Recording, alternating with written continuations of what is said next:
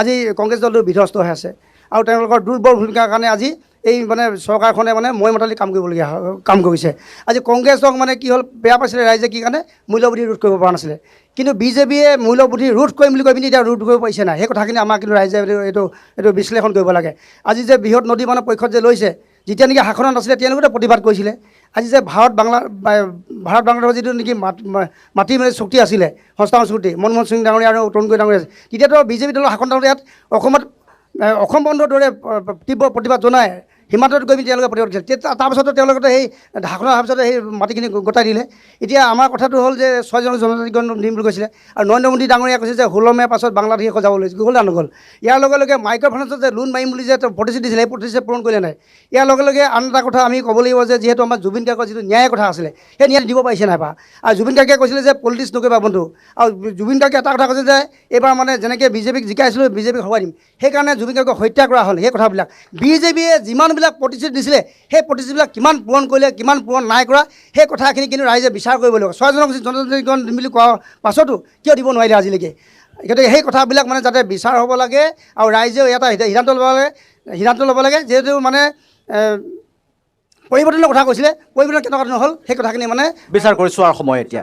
আমাৰ যিটো প্ৰেক্ষাপট বিজেপি চৰকাৰৰ, তাৰ মই প্ৰথমতে নিজৰ সমষ্টিটোৰ দুলীয়াজান সমষ্টিটোৰ আচলতে যিজন বিধায়ক দুটা তেওঁৰ কাৰ্যকাল একেবাৰে শূন্য বুলি ক'ব লাগিব। তেওঁ এটা জনগোষ্ঠীক লৈ তেওঁ প্ৰতিনিধিত্ব কৰা নাছিলে, দুলীয়াজান সমষ্টিটোলৈ প্ৰতিনিধিত্ব কৰিছিলে। আৰু আমি জনপ্ৰতিনিধিবিলাকক আমি নিৰ্বাচন কৰি পঠিয়াওঁ সমষ্টিটো উন্নয়নৰ কাৰণে। আমি মাত্ৰ দেখিলোঁ 10টা বছৰে তেওঁৰ নিজৰ ধনবল মানে চপোৱাত।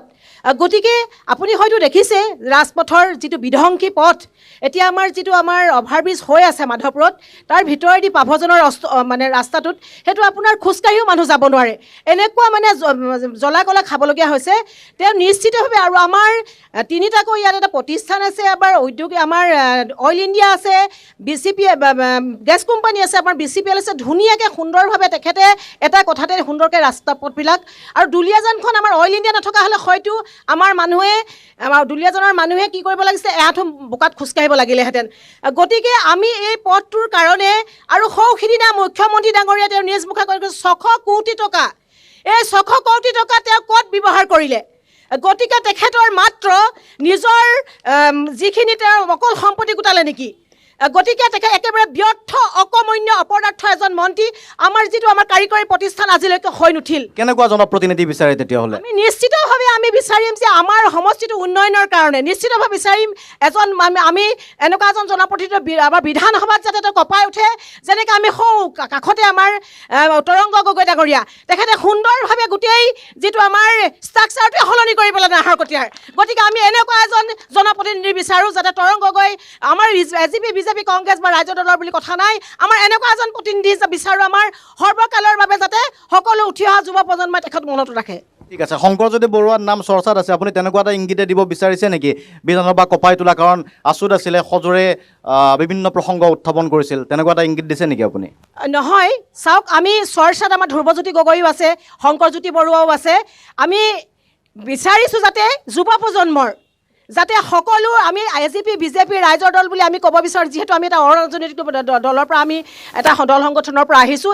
আমি এনেকুৱা এজন বিচাৰিছোঁ, শংকৰজ্যোতি বৰুৱা বা ধ্ৰুৱজ্যোতি গগৈ বা ইন্দ্ৰ গগৈ, সেইখিনি তেওঁলোকৰ দলৰ কথা। আমি বিচাৰিছোঁ এনেকুৱা এজন প্ৰতিনিধি যাতে আমাৰ জনতাৰ দুখ দুৰ্দশাবিলাক বিধানসভাত তেওঁলোকে উপস্থাপন কৰিব। বিগত 118 নং, বৰ্তমান 90 নং দুলীয়াজান সমষ্টি, ইয়াতে আপোনাৰ 16টা পঞ্চায়ত আছে। আমি যদি চাই দুলীয়াজান সমষ্টিটো এটা অসমৰ ভিতৰত অন্যতম ধনী এটা সমষ্টি, কাৰণ এটা ঔদ্যোগিক নগৰী। দেশৰ নৱৰত্ন উদ্যোগৰ পৰা মহাৰত্ন উদ্যোগলৈ উন্নীতকৰণ হৈছে oil India limited. Oil India লিমিটেডৰ কাষতে আছে চৰকাৰী খণ্ডৰ লাভজনক উদ্যোগ প্ৰতিষ্ঠান অসম গেছ কোম্পানী, BCPLৰ এটা ইউনিট আমাৰ মধুবনত আছে, নেপকো আছে, 40খনতকৈ অধিক চাহ বাগিচা ইয়াতে আছে, DNP লিমিটেড বুলি এটা কোম্পানী আছে, শেহতীয়াকৈ পূৰ্ব ভাৰতী বুলি এটা কোম্পানী পুনৰ অইল ইণ্ডিয়া জেন ভেঞ্চাৰ কৰি পেলাই গঠন কৰিছে। গতিকে ইয়াত সম্পদ সম্ভাৱনা অত্যাধিক আছে। আপুনি যদি চাই আজি তেৰছ গোৱালা ডাঙৰীয়াৰ যিখিনি বিশাল সম্পত্তি যেতিয়া সংবাদ মাধ্যমত আহিবলৈ ধৰিলে সমষ্টি উন্নয়নত কেৱল মাত্ৰ আঁচনিৰ ৰূপায়ণটোৱে কিন্তু সমষ্টি উন্নয়ন নহয়। আজি দুলীয়াজান সমষ্টিটো স্বাস্থ্য খণ্ডৰ পুতৌ লগা অৱস্থা। ভাদৈ পাঁচআলি স্বাস্থ্য কেন্দ্ৰ, উপস্বাস্থ্য কেন্দ্ৰ, কছাৰী পথাৰ উপস্বাস্থ্য কেন্দ্ৰ, টেঙাখাট আজি যিখন চিকিৎসালয় আছে, ইয়াত নাৰ্ছৰ পৰ্যাপ্ত পৰিমাণৰ নিযুক্তি আছেনে নাই, চিকিৎসকৰ পৰ্যাপ্ত পৰিমাণৰ নিযুক্তি আছেনে নাই, ইয়াত আমাৰ চিকিৎসা সম্পৰ্কীয় সামগ্ৰী আছেনে নাই, এই কথা বতৰাবিলাক আছে।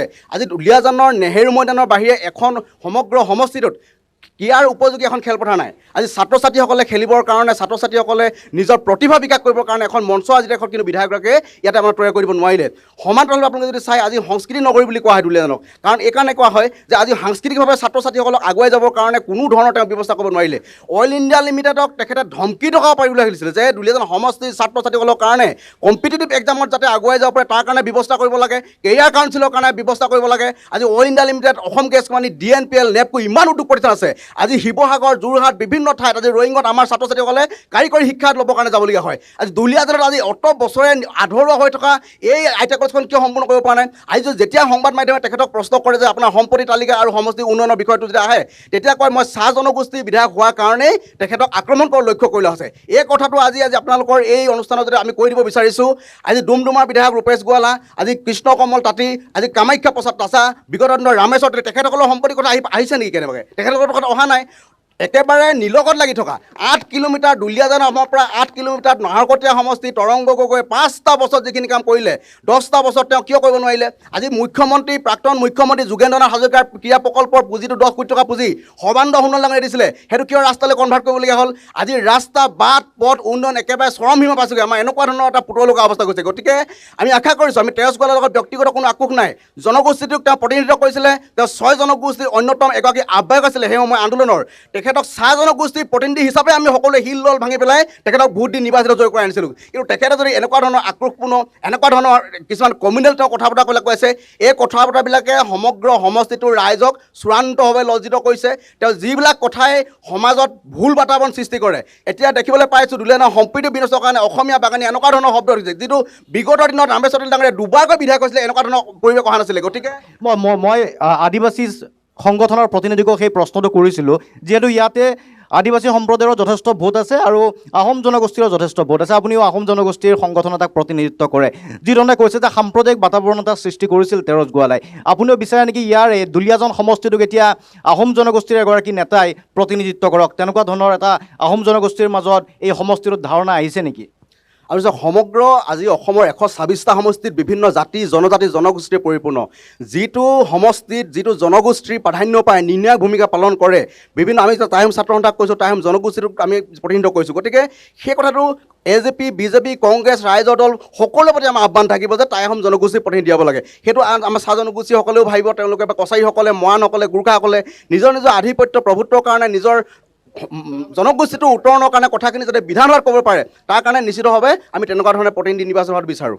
কিছুমান তথ্য দিছোঁ ইয়াত, কৈ যাওক, আপুনি কৈ যাওক। দুলীয়াজান সমষ্টিত অৰুণোদয় দিয়া হৈছে 32,800 গৰাকীলৈ অৰুণোদয় অৰ্থনৈতিকভাৱে স্বাৱলম্বী হ'বৰ কাৰণে 32,800 দিয়া হৈছে। এইটো এই সংখ্যাটোৱে বুজায় নেকি যে এই দুলীয়াজান সমষ্টিক অৰ্থনৈতিকভাৱে পিছুৱাই নিয়া বুজায় নে আগুৱাই নিয়া বুজায়? সেইটো কওক আগতে। নাই, অৰুণোদয় আঁচনিটো কোনে দিছে? বিধায়কে দিছে নেকি? সেইটো অসম চৰকাৰৰ ক্ৰেডিট। এইটো অসম চৰকাৰৰ ক্ৰেডিট হয়। আচ্ছা, বিজেপি চৰকাৰ। এইটো কংগ্ৰেছ বা অন্য দলে ইয়াত ক্ৰেডিট ল'ব নোৱাৰে। এইটো আমাৰ ক্ৰেডিট হয়, গতিকে আমি লৈছোঁ এইটো। আৰু আছে নেকি তালিকা? নে পোনপটীয়া কথা এইটো। আৰু কাৰোবাৰ কিবা প্ৰশ্ন আছে নেকি? দি আছে। তেজ গোৱালাই কি কৰিলে সেইখিনি কৈ আছোঁ। জগন্নাথ মন্দিৰ 21টা, জগন্নাথ মন্দিৰ 21টা, জলসম্পদ বামুণ গাঁও, তথ্যখিনি শুনি লওক আপোনালোকে ধৈৰ্য ধৰক। বামুণগাঁও, নগাঁৱত 37 কোটিতকৈ অধিক ধনেৰে জলসম্পদ বিভাগৰ অধীনত বুঢ়ীদিহিং নদীৰ যিটো মানে বান খহনীয়া, তাক ৰোধ কৰিবৰ কাৰণে 37 কোটিতকৈ অধিক টকাৰে তাত এটা নিয়ন্ত্ৰণৰ ব্যৱস্থা কৰা হৈছে। লিখি অনাটো ভুল নেকি? ভুল নহয়, কৈ দিয়ক। তেতিয়াহ'লে আপোনালোকে তথ্যটো লাগে, তথ্যটো লওক। লিখি আনিছোঁ, লিখি অনা নাই, সেইটো আপোনালোকে মেটাৰ নহয় আপোনালোকৰ। 4টাকৈ অসমমালাৰ আণ্ডাৰত ৰাজ্যিক ঘাইপথৰ হেৰিটো দিছোঁ, তথ্য দিছোঁ। লাহোৱাল, টিংৰাই, টিয়াৰীগোলা, টিংৰাই, মাধৱপুৰ আৰু মাধৱপুৰ ডিগবৈ ৰাজ্যিক ঘাইপথ আগতে এইখিনি আমাৰ অঞ্চলটো দেখিছিলে নেকি আগতে কংগ্ৰেছৰ ইমান 60 বছৰ 70 বছৰ ৰাজত্ব কৰিলে তেওঁলোকে দেখিছিলে নেকি আজি ৰাইজে দেখিছে অৰুণোদয় 32,800 দিছে ঠিক আছে জগন্নাথ মন্দিৰ 21 টা। আহিম আপোনাৰ পৰৱৰ্তী তথ্য লাগিলে আকৌ দিম 600 কোটি টকা হিচাপ দিম 600 কোটি টকা হিচাপ দিম আমি আপোনালোকক সকলো তথ্য দিম লিখিত আকাৰে আজি নহয় আজি গোটেইখিনি দিব নোৱাৰিব পাৰে কিন্তু লিখিত আকাৰে আচ্ছা, ঠিক গোটেই আছে। সমষ্টিটোত আমি ঠিক আছে। গোটেই সমষ্টিৰ ঠিক আছে আপোনালোকৰ- এবাৰ বিৰোধীৰ ওচৰলৈকে আহিছো আপুনি ক'ব বিৰোধীৰ ওচৰলৈকে 600 আহিছো কোটি টকা কথাটো মই কৈ দিছোঁ 600 কৈ দিয়ক। কোটি টকা হিচাপটো আমি লিখিতভাৱে প্ৰস্তুত কৰি থকা হৈছে সমগ্ৰ দুলীয়াজানবাসী অকল আপোনালোকক কিয় দিম অকল আপোনালোকক আজি কিয় দিম গোটেই দুলীয়াজানবাসী সমস্ত দুলীয়াজানবাসীৰ 1,60,000 ভোটাৰে জানিব অকল আপোনালোকক কিয় দিম আজি 1,60,000 ভোটাৰে জানিব আমি লিখিতভাৱে দিম আমি ইমান দীঘলীয়া সময় লাগিছে নে হিচাপ কৰোঁতে? খতিয়ান প্ৰস্তুত কৰি থকা হৈছে তাৰ খতিয়ান প্ৰস্তুত কৰি থকা হৈছে ধন্যবাদ নাই ঠিক আছে তেখেতৰ হিচাপটো মিলাই আছে সময় লাগিব অলপ মই বিৰোধীৰ ওচৰলৈকে আহিব বিচাৰিছোঁ এতিয়া কৈ আছে অৰুণোদয় আঁচনি অৰুণোদয় তেজ গলাই দিছে নি বাৰু তেজ গলাই দিছে নি আমাক অৰুণোদয় আঁচনি হা কি কথা বকিছে আমাক লাগে চবে কৈ আছে যে 600 কোটি টকা 600 কোটি টকা ক'ত খৰচ হ'ল বিজেপি চৰকাৰে দি আছে আৰু দি থাকিব 2047লৈকে আপোনাকে এনে পেপেকেন দিব মই আপুনি কোৱা মতে মই কৈছো আপোনাক 2047লৈকে বিজেপি চৰকাৰ গঠন হৈ থাকিব আৰু 2047লৈকে এইবিলাক আঁচনি চলিয়ে থাকিব আমি তেজ গলা কথা কৈছো বিজেপি চৰকাৰৰ ভিতৰত তেজ গলা বিজেপি নহয় জানো তেজ গলা ক'ত খৰচ কৰিলে ৰাজনীতি দলে চুমা খাই মহিলাক আমি কেতিয়াও ৰাজত্ব কৰিবলৈ নিদো আপোনালোকে অৰ্থনীতি আৰম্ভ কেলে পাতিছে যিমানে সংগঠন যিমানে যি নহওক বিজেপি চৰকাৰ দি আছে 2047লৈকে 2047লৈকে চলিয়ে থাকিব আপোনালোকে যিমান যিহওক তেজ গলা চুমা বাবাৰ কথা কৈ লাভ নাই চুমা বাবা এতিয়া বিক্ৰত দাসক চুমা খাই আছে চুমা বাবা এতিয়া চুমা খাই আছে বকি লাভ নাই 2047লৈকে এইডোখৰলৈকে গোটেই অসমত গোটেই ভাৰতত বিজেপি চৰকাৰে চলিয়ে থাকিব এইবিলাক এক ছেকেণ্ড কিবা ক'ব বিচাৰিছে কওক ঠিক আছে মহিলাক যদি চুমা খাইছে হে তাত কিহৰ অপৰাধ কিহৰ চুমা বাবা বুলি ক'বলৈ আহিছে আপুনি হাবুটি কিয় ধৰিছে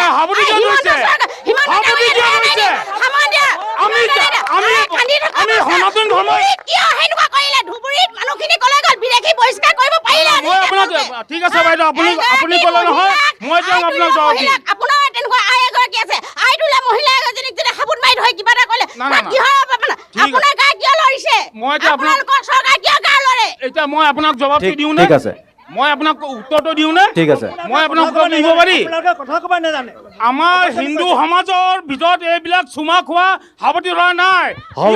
অখিল গগৈয়ে মিয়াবিলাক চুমা খাইছে জয় শ্ৰীৰাম হিতাধিকাৰী 12,500 টকা আপোনালোকে মাহে দিয়ে 12,500 টকা নিমখ ভাত খাই পিনে মহিলা সবলীকৰণ কৰিবলৈ যায় আপোনালোকে সেইটোৱে আপোনালোকে মহিলা সবলীকৰণ কৰিছে নে মানুহবিলাকক কুঙা কৰিছে দাদা মই আপোনাক কৈছোঁ আপুনি কি পাইছে কওকচোন আপুনি কি পাইছে সুধিছিলে মই কৈছিলোঁ তেখেতে গৌৰৱ অনুভৱ কৰিছে বুলি কৈছে গৌৰৱ অনুভৱ কৰিছে নে আৰু কিবা বেলেগ আপুনি কি মই পাইছে পাব নালাগে ৰাইজে আমাৰ পাইছে দুখীয়া ৰাইজে সকলো পাইছে সকলোৱে পাইছে বাগানে পাইছে গাঁৱে পাইছে টাউনে পাইছে মই নাপালেও হ'ব আমাৰ সমাজখন এনেকৈ সকলোৱে পাব লাগে সমাজে পালে গাঁৱে পালে আমি সন্তুষ্ট হৈ থাকিম 10,000 টকা কোনে পাইছে 12,500 কোনে পাইছে আমি দেখাই দিম বলক ঠিক আছে আন এক আপোনালোক যদি আজি নিশাটো থাকে মই কালিলৈ আপোনালোকক অৱসৰ বিনোদন কৰাবৰ কাৰণে দুলীয়াজানখনত মই কি দেখাম দুলীয়াজানখনত দেখাব পৰাকৈ একো এটা বস্তু আজিলৈকে নহ'ল আটাইতকৈ ডাঙৰ আৰু দুখ লগা কথাটো হ'ল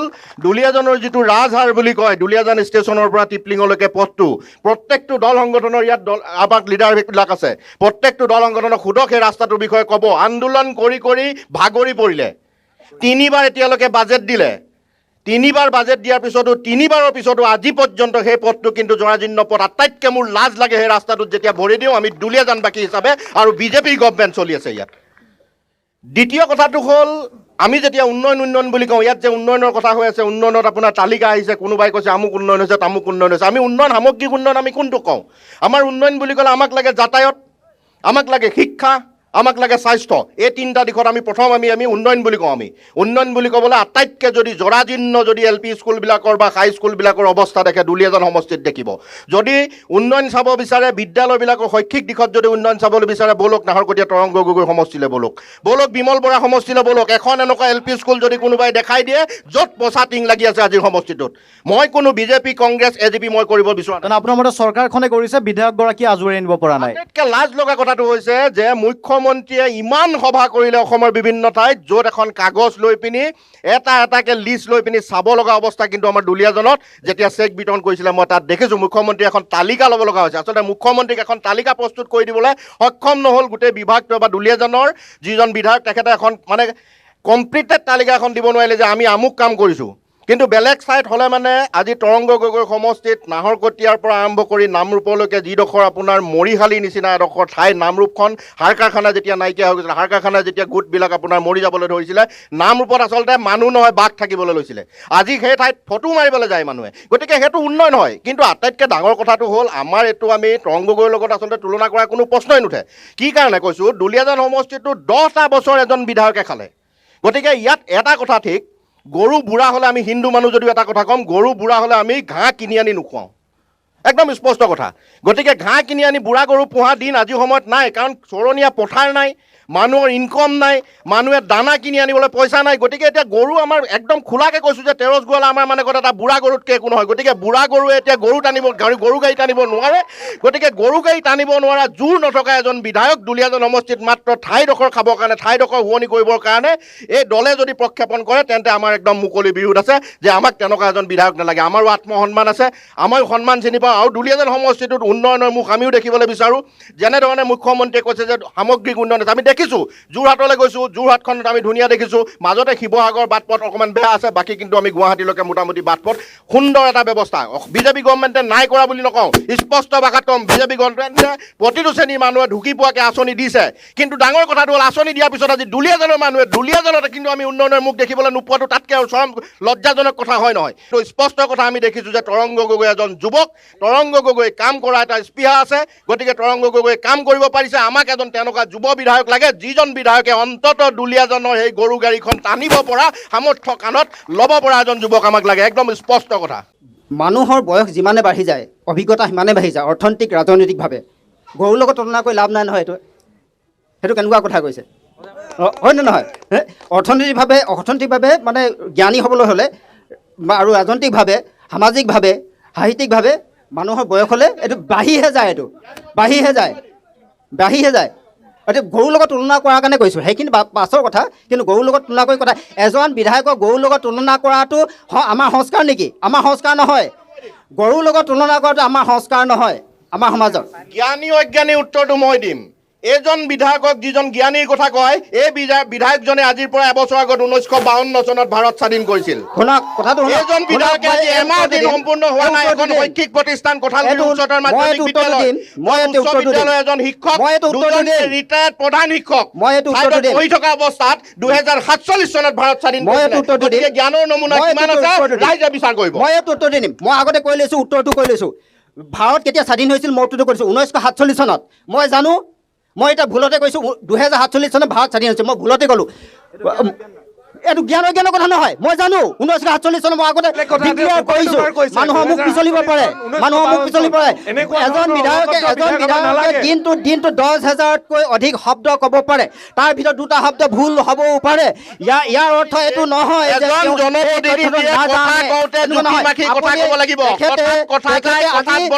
আজি তেখেতে 10 বছৰ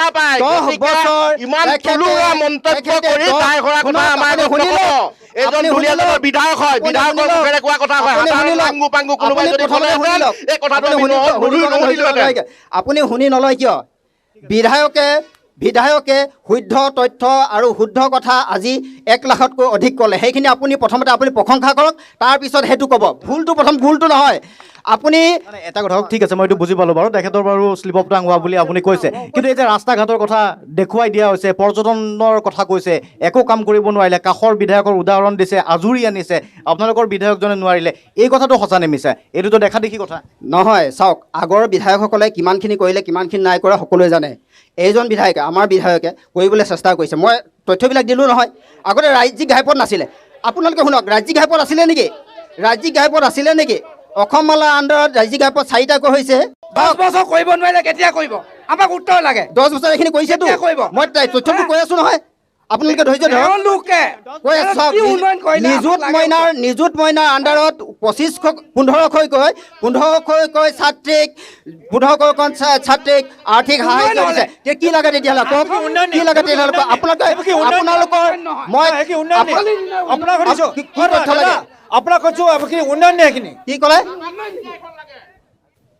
বিধায়কৰ কথা নকওঁ মই কাৰণ ক'বলৈ গ'লে ইয়াত বিভিন্ন বক্তাই নিজৰ নিজৰ বক্তব্য ৰাখিছে বিশেষকৈ বিজেপিৰ ফালৰ পৰা আমি উন্নয়নৰ কথা শুনিবলৈ পাইছোঁ উন্নয়ন হৈছে বিজেপিৰ কেইজনমান নেতা পালি নেতাৰ উন্নয়ন হৈছে 100% উন্নয়ন হৈছে তাৰ বাহিৰে বেলেগ একো উন্নয়ন হোৱা আমি দেখা নাই আমি ৰাস্তা পথৰ কথা নকওঁ বাৰে বাৰে আমাৰ যিসকল সংগঠনৰ আমাৰ নেতৃবৰ্গ আছে তেখেতসকলে কৈ আছে ইতিমধ্যে আৰু আপুনি দেখিব পাইছে যে ইয়াত মানে চাহ বাগানৰ কথা কয় এগৰাকী চাহ জনগোষ্ঠীৰ প্ৰতিনিধিত্ব কৰাৰ কথা কয় চাহ জনগোষ্ঠীৰ উন্নয়ন হোৱা নাই ইতিমধ্যে আমাৰ বক্তাসকলে কৈছে আমি দেখিছোঁ চাহ বাগান যিটো দুলেন হোমছ আছে কেইটামান চাহ বাগান আজি বাগান কাটি তহিলং কৰি দিলে বিঘাই মাটি বিক্ৰী কৰা হৈছে এগৰাকী চাহ জনগোষ্ঠীৰ প্ৰতিনিধি হয় কিন্তু তাক ৰখাবলৈ পৰা নাই সক্ষম হোৱা নাই ব্যৰ্থতা তেখেতৰ ব্যৰ্থতা এইটো কিন্তু আমাৰ স্পষ্ট কথা গোৰ্খা জনগোষ্ঠী কিন্তু আজি আমাৰ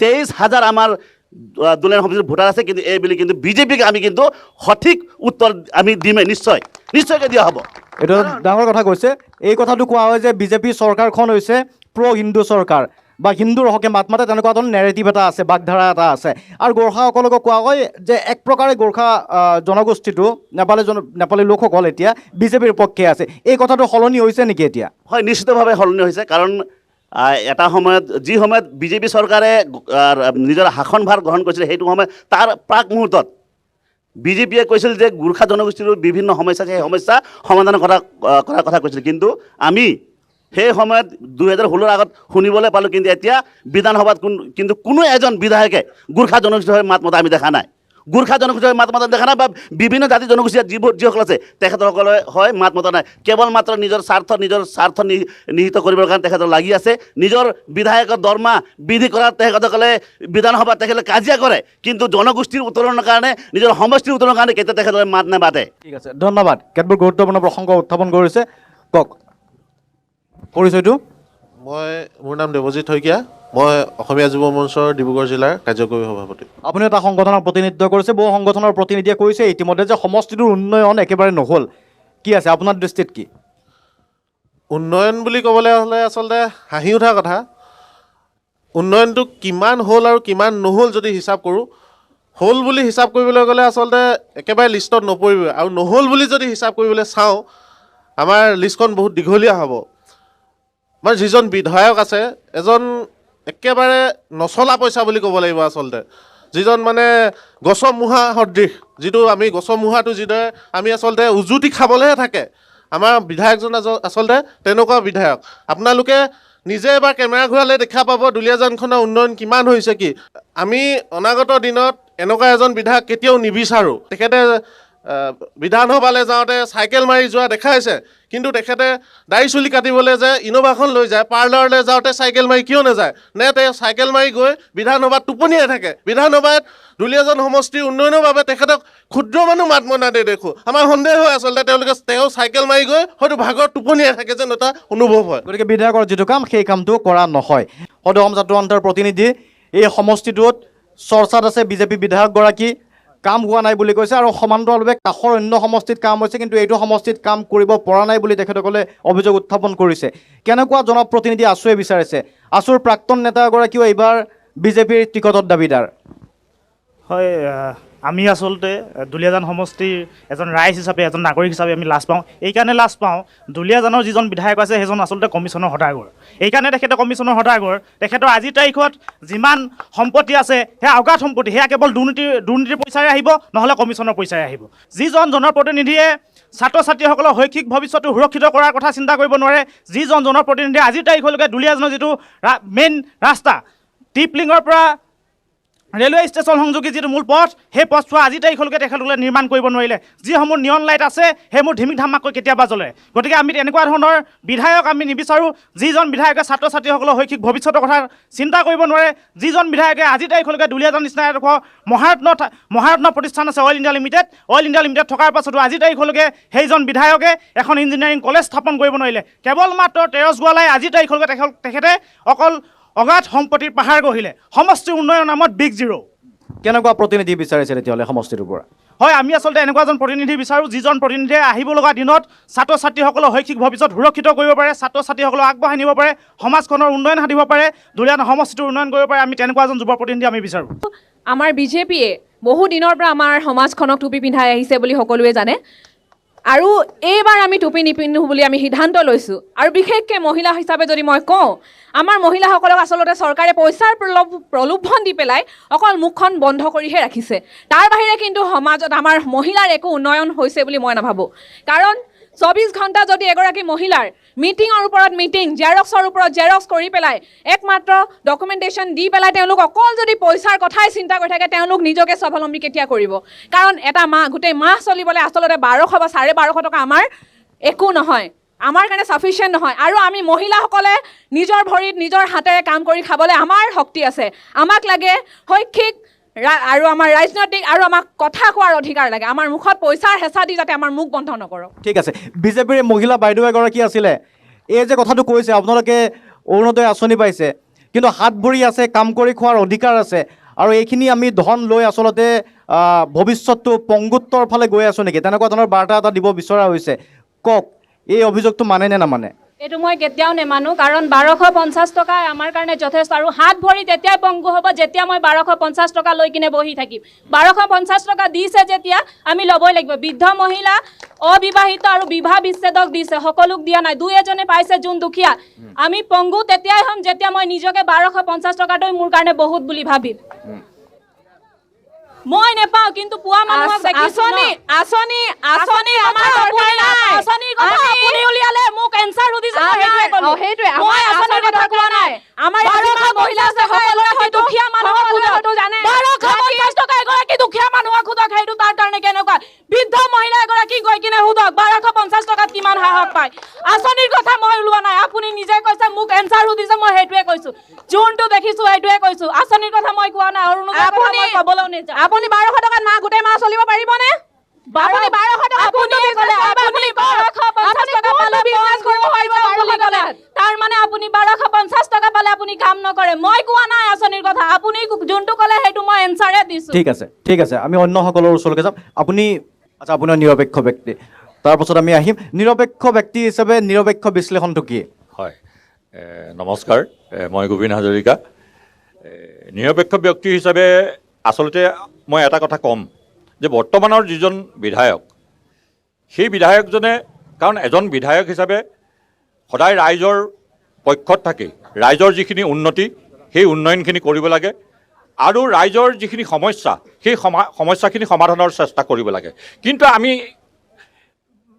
এই মজিয়াত আমি থিয় হৈ দেখিছোঁ যে বৰ্তমান সময়ত আমাৰ দুলীয়াজানৰ যিজন বিধায়ক সেই বিধায়কজনে তেখেতে ৰাইজৰ যিখিনি প্ৰতিশ্ৰুতি ৰাইজৰ যিখিনি সমস্যা সেইখিনি সমাধান কৰা দূৰৰ কথা তেখেতে নিজে কৰোণাৰ ধন চপত ব্যস্ত হৈ আমাৰ যিখিনি মৌলিক সমস্যা সেই সমস্যাখিনি সমাধান কৰাত তেওঁ ব্যৰ্থ হৈছে বুলি আমি ভাবিবলৈ বাধ্য হৈছোঁ আৰু এটা কথা আমি ক'ম বৰ্তমান সময়ত আমাৰ দুলীয়াজান সমষ্টিৰ চতুৰ্দিশে আপুনি চাব মই গাঁও অঞ্চলত বসবাস কৰোঁ সেইকাৰণে মই গাঁও অঞ্চলৰ কথাটো বিশেষকৈ কৈছোঁ আমাৰ গাঁও অঞ্চলৰ যিবিলাক শিক্ষানুষ্ঠান আমাৰ গাঁও অঞ্চলৰ যিবিলাক খোৱা পানীৰ ব্যৱস্থা আমাৰ গাঁও অঞ্চলৰ যিবিলাক ৰাস্তা পদূলি সেই ৰাস্তা পদূলিবিলাকৰ যেনেধৰণে উন্নয়ন হ'ব লাগিছিল শিক্ষা অনুষ্ঠানবিলাকৰ যেনেকৈ উন্নয়ন হ'ব লাগিছিল ঠিক তদ্ৰূপ আমাৰ বিধায়কজনে সেইখিনি কৰিবলৈ সামৰ্থ্য হোৱা নাই মই ইতিমধ্যে আপোনালোকক আৰু এটা কথা ক'ব বিচাৰিছোঁ মই বান খহনীয়া অঞ্চলৰ পৰা আহিছোঁ।